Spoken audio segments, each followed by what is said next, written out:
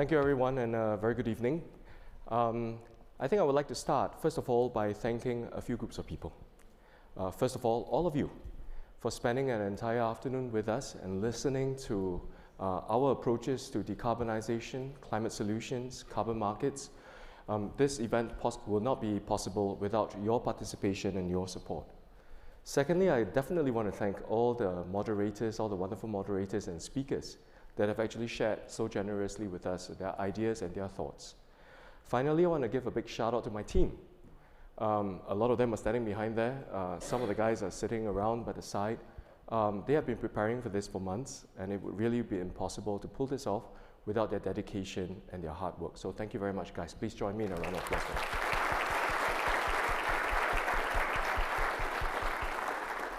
Now, it sometimes truly is a very hard act to follow after some very, very good panels, because, you know, if I'm standing here doing the closing, I would probably be expected to summarize what has happened before, share some words of wisdom. Impossible, okay? So I'm not even going to attempt that. So what I'll do is to share some stories, run some exercises, hope you indulge me, and then maybe share some concluding points. And then, of course, drinks await. Now, it has been a very long afternoon. So first of all, if I can just start with the first slide. Okay, can all of you just look at this black dot? I would like all of you to stretch out your hands, okay, stretch out your hands, okay, and then form a little hole, just a small aperture. Look at any one of those black dots with both eyes open, okay? Now, what I next want you to do is to close one eye, whether it's the left eye or it's the right eye. Now, if your aperture is small enough, would you see that when you look at it with both eyes, but when you close one of those eyes, which is your non-master eye, the black dot disappears? Do you see that?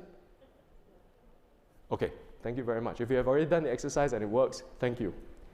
Now, I'm going to say, what is Fred going to talk about, right? I was like thinking with this particular image, I could tell you, you know, like the carbon markets, people always want to focus on the small black dot, but not focus on all the white on the page. But I think that would be a bit too cliche. But this particular exercise actually showed us that while we may be looking at something with both eyes wide open and it's in clear focus and we think that we know what we are seeing, the reality of it is that that image is actually conditioned very much by your master eye, just one eye, okay? So what this actually tells us is that many of the things that we want to see about the carbon markets, climate solutions, our impressions of climate change, are very much constrained and constructed by or influenced by our mental constructs, our mindsets, on the philosophies that we have, our values, what we think is right or wrong, how robust certain solutions need to be.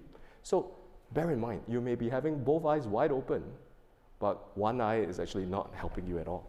So you are somewhat constrained. So this leads me to the next picture. Perspectives actually matter. When you look at this picture, which I took on a visit, a family holiday to the Lake Districts, is there anything weird about this picture? It is upside down. But you know, when I tested this picture with some other groups, very few people initially noticed that it was upside down. So what is the purpose of showing this picture? Is to explain that sometimes, you know, you'll be looking at this thing and it looks perfectly okay to you, but it's actually an upside down world. But similarly, sometimes when you think that it's an upside down world, it could be perfectly fine, right? So it is actually a question of perspective. And as we think about the theme for this year, right? Last year, we talked about navigating crossroads. A lot of the presentations and discussions last year during the GenZero Climate Summit invited us to consider what are the dilemmas, the trade-offs, the issues that we have to navigate in order to navigate the climate crossroads. This year, we want to move beyond just identifying the dilemmas and discuss a little bit around what are some proper next steps that we could take. So earlier on, there was a question, 2024, is this a year of redemption for the markets? Is it a year of opportunity? I think it is much more of a year of introspection, that we are actually considering what are the next steps that we need to take to make sure we get that right, and then we can spring towards the new carbon markets or the new opportunities that are before us. So there are some thoughts out of this in terms of the next steps. The first idea that I wanted to share with you is the fact that actually, you know, sometimes the way that we categorize things constrain the way that we think about opportunities. If I was asking a question earlier on this morning, right, that when you look at a tree, what do you see? Do you actually see a direct air capture machine that's given by nature, or do you actually just see a tree, a plant? Okay? A forest can actually be a gigafactory because every single tree is a store of energy, right? It is also the world's first solar plant probably because it converts solar energy into something that we could use. So it is a question of perspective. And oftentimes when we are in this business, right, we are always asked, should you be going for tech-based solutions? Or no, we don't believe in nature solutions, only technology can lead us to fundamental decarbonization. Or should we be actually thinking about things very, very differently? But after I constructed this slide and I thought about tech and nature, and tech X nature, right, in a collaborative way, I realized that I'm also missing something. And there's something that, the conversations in the past few days have reminded me of, and that is that actually it is also about people. So many of the projects they are working on for our nature-based projects actually have a very, very important social dimension to it. So irrespective of the fact that there might be an economic value to protecting nature, irrespective of the fact that there is actually a positive climate impact from protecting nature, a lot of our projects actually help people on the ground. So I've been blessed in this job to be able to visit many communities, right, whether it is in Africa, in Latin America, or in Asia, and we can see that some of the projects that we're doing uplift lives. They matter. And at the point in time when you're engaging with our local communities and our partners on the ground, they are not wondering about whether or not that cook stove is equal to a ton a year. They are thinking about whether they are going to get more time to do some handicrafts that will uplift the household income. They are thinking about whether they can provide better for their kids. They're thinking about whether they can do better for their families. Those things are still real. There is always a lot of questions around scaling. And today, even at our panels earlier on, we talked about the challenge of scaling solutions. And indeed, we want to have solutions at scale. But nature teaches us a very important lesson.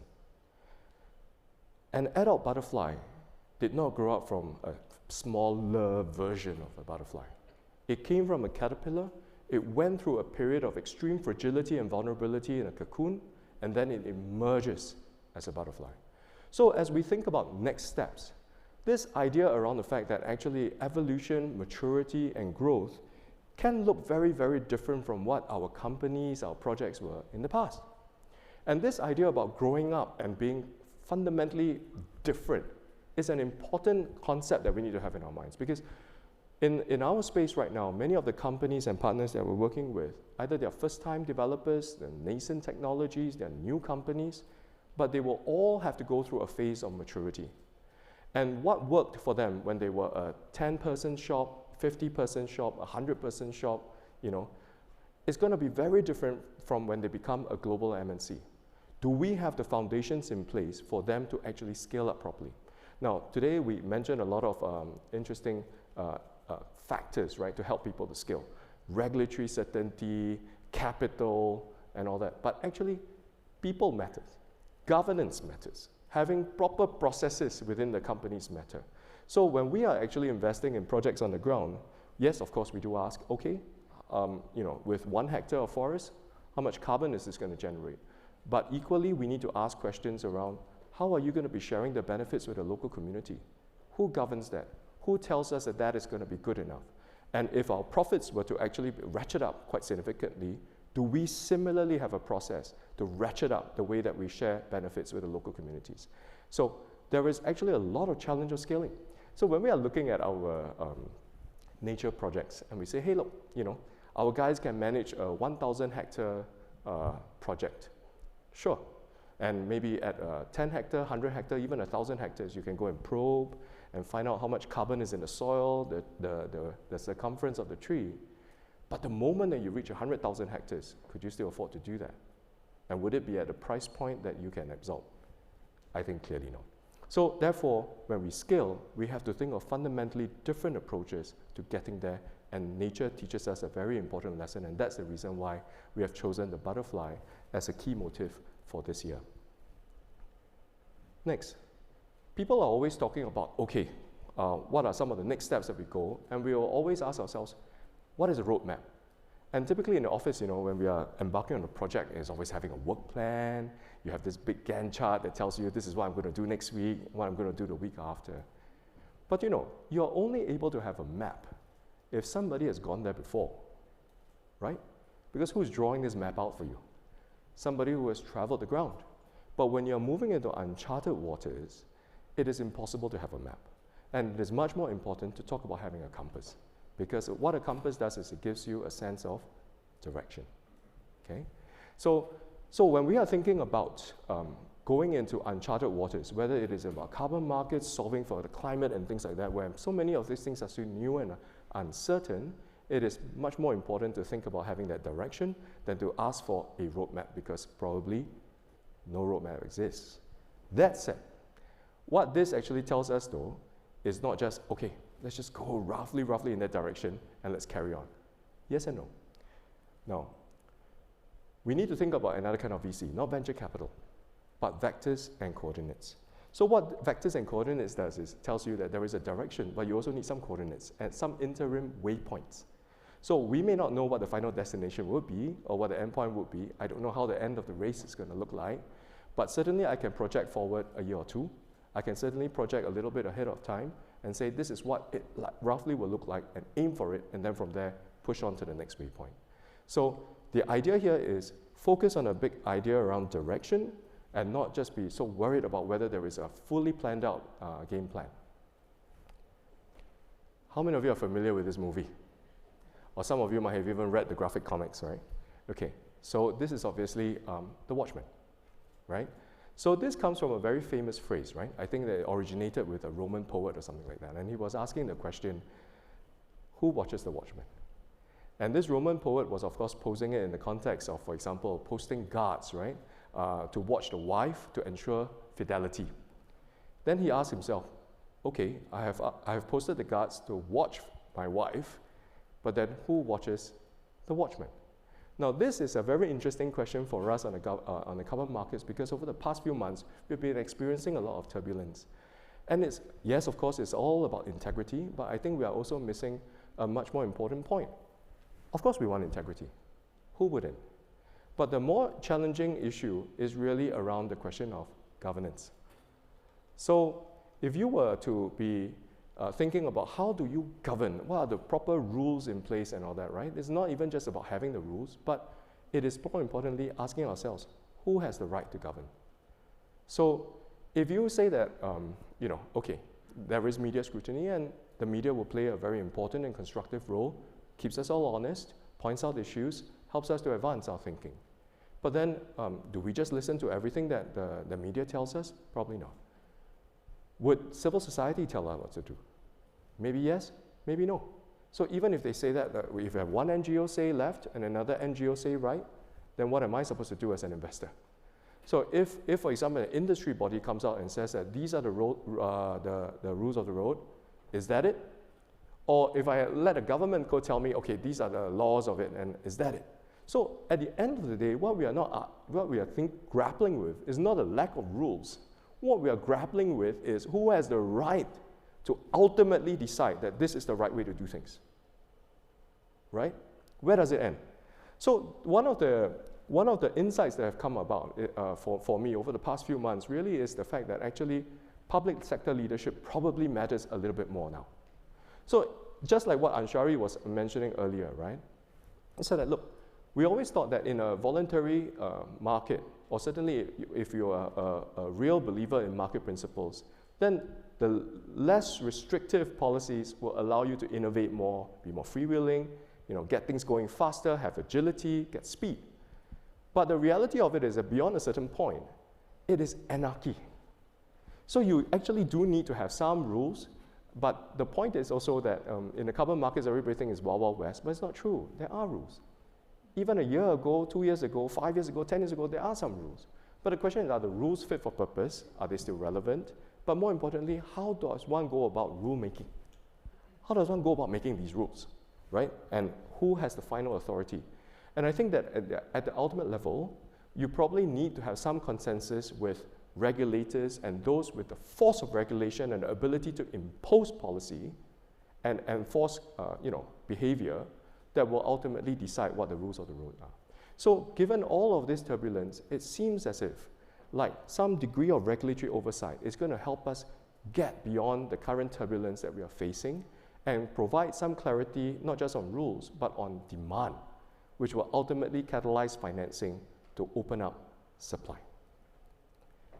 Now, the quote from Neil Armstrong is very, very famous, obviously, right? You want to take one step, take one small step. But that one small step is about having the courage to take that first steps, not just stepping off that moon lander to get onto the moon, but the first steps of actually putting on such an ambitious program, right, to send somebody to the moon in less than a decade.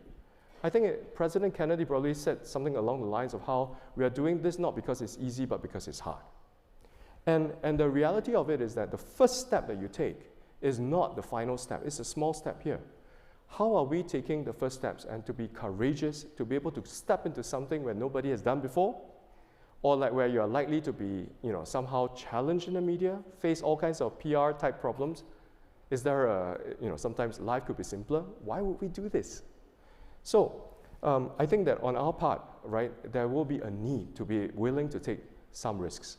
Last year, at the GenZero Climate Summit around June, when we celebrated our first anniversary, we announced our first project into Africa, and that is a reforestation landscape restoration project in Ghana, right? And some of our partners are actually here today.